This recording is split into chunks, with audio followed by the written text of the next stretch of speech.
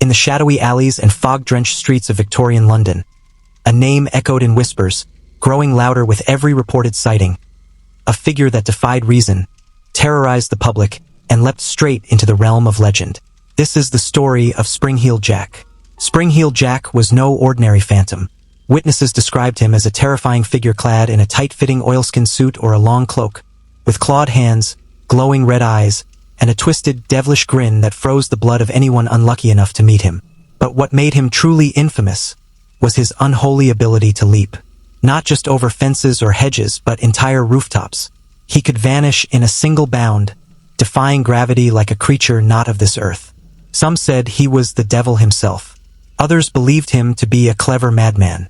Whatever the truth, his name struck fear into the hearts of Londoners for decades. The legend began in 1837.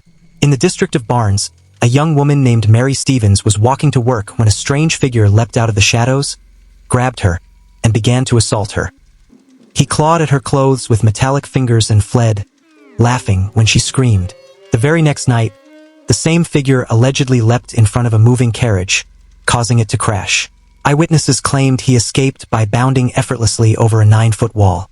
Soon, more reports surfaced of attacks where victims said he breathed blue flames into their faces and left behind the stench of sulfur. The newspapers caught wind of it. Stories of this fire-breathing maniac, this Spring-Heeled Jack, were splashed across headlines. The public was gripped with a mix of horror and fascination. But who or what was Spring-Heeled Jack?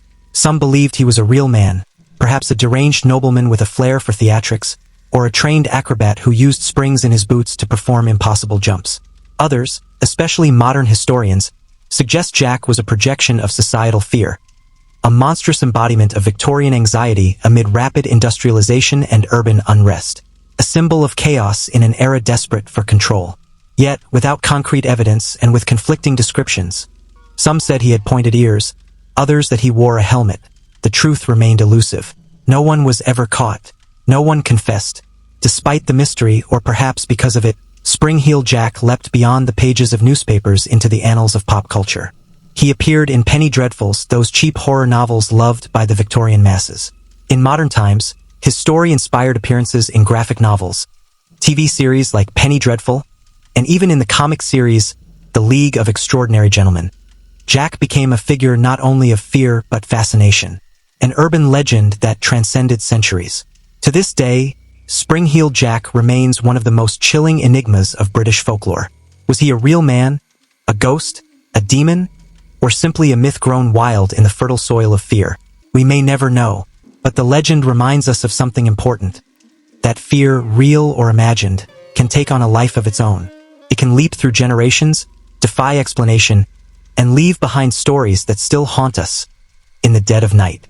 So the next time you walk through a foggy London alley and you hear something land behind you, don't look back too quickly. It might just be Spring-Heeled Jack. Don't forget to like, comment, and subscribe for more terrifying tales from the darkest corners of history.